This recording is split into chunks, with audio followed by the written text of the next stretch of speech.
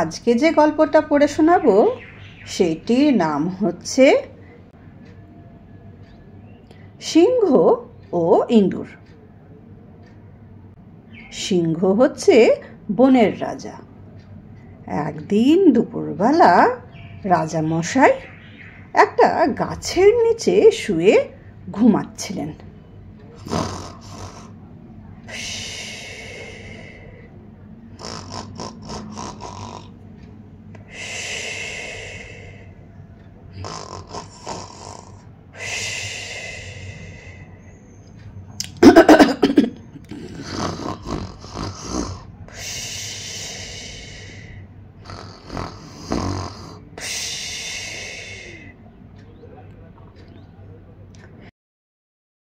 এই গাছের গর্তে একটা ছোট্ট ইঁদুর বাস করত।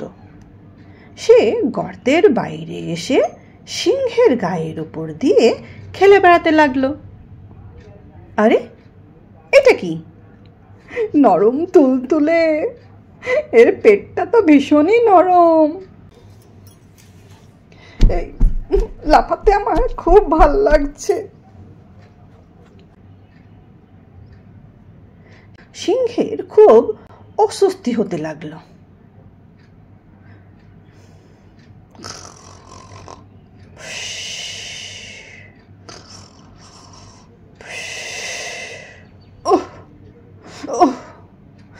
কে রে গায়ের উপরে নাচছে? কে রে?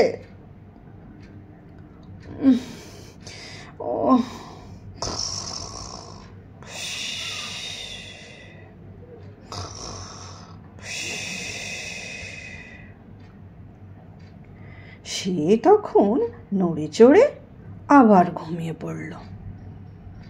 ইঁদুর বাবাজি মজা পেয়ে তার কানে সুড়সুড়ি দিতে লাগলো। নরম তুলতুলে, এর পেটটা তো ভীষণই মজা, টুলু টুলু করছে একদম পেটটা।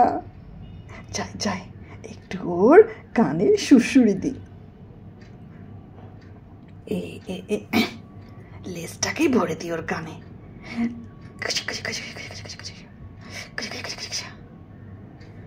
এবার সিংহের ঘুম ভেঙে গেল। উফ, কি রে, কানে কে সুড়সুড়ি দেয়? ধর তো বেটা। How how. এবার সিংহের ঘুম তো ভেঙে গেল। সে এক থাবায় ইঁদুর বাবাজিকে ধরে ফেলল। রাগে সিংহ গর্জন করতে লাগলো, হাউ হাউ। ভয়ে ইঁদুরের প্রাণ যায় আর কি। সে দুই হাত জোড় করে নম্রভাবে বলল, মহারাজ মহারাজ, আমার খুব ভুল হয়ে গেছে, আমায় ক্ষমা করুন। প্লিজ মহারাজ, আমায় আপনি ক্ষমা করুন। আপনি হলেন জঙ্গলের দয়ালু রাজা। আজ যদি আমায় দয়া করে ছেড়ে দেন, তবে ভবিষ্যতে কোনো না কোনোভাবে আমি আপনার সাহায্য করব। প্রভু, দয়া করে আমাকে ছেড়ে দিন। ইঁদুরের কথা শুনে সিংহ তো হেসেই অস্থির। কি বললে? তুমি আমাকে সাহায্য করবে? আমি হলাম জঙ্গলের রাজা, আর তুমি হলে এতটুকু জীব। আমার মতো প্রতাপশালী রাজাকে তুমি কেমন করে সাহায্য করবে বাছা? আচ্ছা ঠিক আছে, যাই হোক, আমি দয়া করে আজ তোমায় ছেড়ে দিলাম।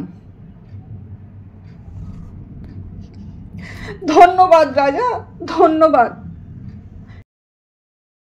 ইঁদুর তখন রাজামশাইকে ধন্যবাদ জানিয়ে চলে গেল।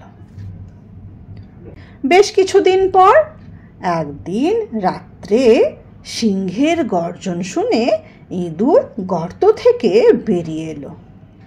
How how! উফ উফ!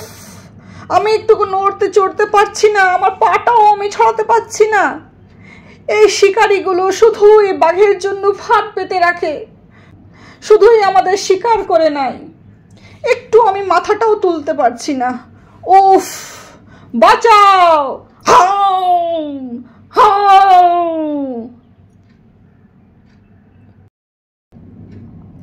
সে দেখলো বনের রাজা শিকারীদের পাতা ফাঁদে আটকে পড়ে ছটফট করছে, কিছুতেই জাল থেকে বেরোতে পারছে না। ছোট্ট ইঁদুর তখন তাকে সান্ত্বনা দিয়ে বলল, মহারাজ মহারাজ, আপনি আর ঘাবড়াবেন না, আমি আপনাকে এই ফাঁদ থেকে মুক্ত করছি। এক্ষুনি দাঁড়ান, আমি এক্ষুনি আপনাকে এই জাল কেটে আপনাকে মুক্ত করে দেব। এই না বলে সে তার ধারালো দাঁত দিয়ে কুটকুট করে এই জাল কেটে ফেলল। ধীরে ধীরে সিংহ মশাই সেই জালের ভেতর থেকে বেরিয়ে হাঁফ ছেড়ে বাঁচল। উহ, যাক বাবা, আমি বাঁচলাম এই জাল থেকে, আর না হলে আজকে আমি এই শিকারে জালেই আটকা পড়েই থেকে যেতাম। ধন্যবাদ তোমাকে, ধন্যবাদ ইঁদুর বাছা, তোমাকে অনেক ধন্যবাদ। সিংহ বুঝতে পারল ছোট জীব হলেও তাকে অবজ্ঞা করা উচিত নয়। সে ইঁদুরকে ধন্যবাদ দিয়ে বনের পথে অদৃশ্য হয়ে গেল। এই গল্পটা থেকে আমরা কি শিক্ষা পাই বলো তো? এই গল্পটা থেকে আমরা এটাই শিক্ষা পাই যে ক্ষুদ্র জীবও অবজ্ঞার পাত্র নয়, তাই না? যেমন একটা সিংহ তো বিশাল বড় প্রাণী, কিন্তু তার প্রাণটা কে বাঁচালো? সেই ছোট্ট ইঁদুরটা। সেই ছোট্ট ইঁদুরটা কুটকুট করে ওর জালগুলো সমস্ত কেটে দিয়ে ওকে মুক্ত করে দিল। তার মানে এই পৃথিবীতে ক্ষুদ্র থেকে ক্ষুদ্র জীবও খুব কাজের, এবং তাদেরকে কখনোই অবজ্ঞা করতে হয় না, তাই তো?